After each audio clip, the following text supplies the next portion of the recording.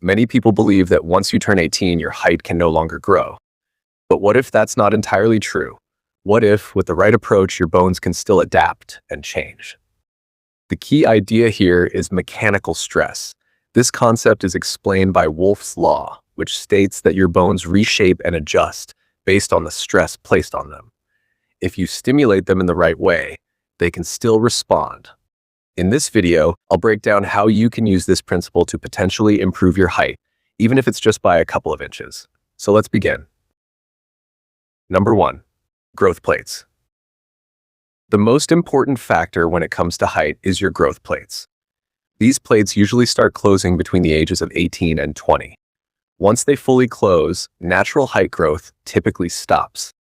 However, there's an interesting point to consider. There may be ways to help keep these growth plates active for a longer period, sometimes even into your mid to late 20s. Think back to your school years.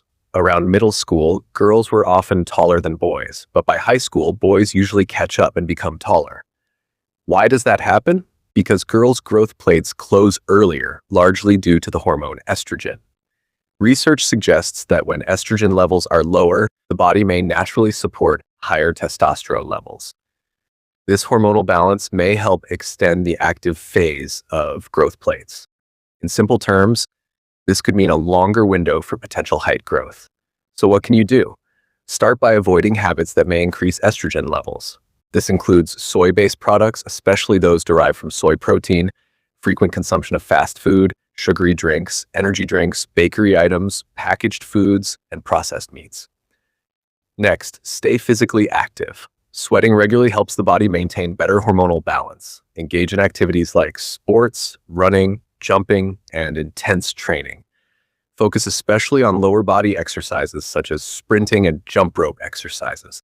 These not only support testosterone, but also help increase growth hormone levels. Your diet also plays a big role. Make sure you're getting enough protein and zinc from foods like eggs, chicken, pumpkin seeds, and fish. These nutrients are essential for supporting bone health and hormone function. Number 2, adaptive remodeling. The human body is highly adaptable. When you repeat a movement regularly, your body begins to adjust itself to perform that movement more efficiently. This principle also applies to height-related changes. Take the Netherlands as an example. People there are known to be among the tallest in the world. One major reason is their lifestyle, especially cycling, which is a common daily activity. Cycling repeatedly stretches the legs. Over time, the bones begin to adapt to this repeated motion, gradually adjusting their structure.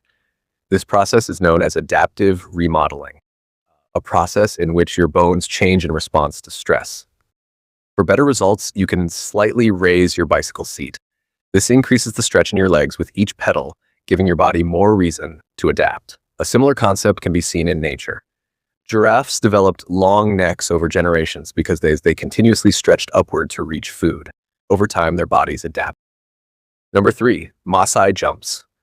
The Maasai tribe, located in parts of Kenya and northern Tanzania, are widely recognized for their tall stature and jumping ability.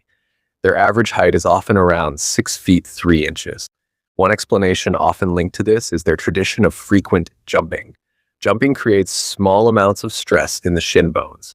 The body responds by repairing these areas, forming new bone tissue. Over time, this may contribute to stronger bones and possibly influence height. However, this must be done carefully. Excessive stress can be harmful, so it's important to practice safely.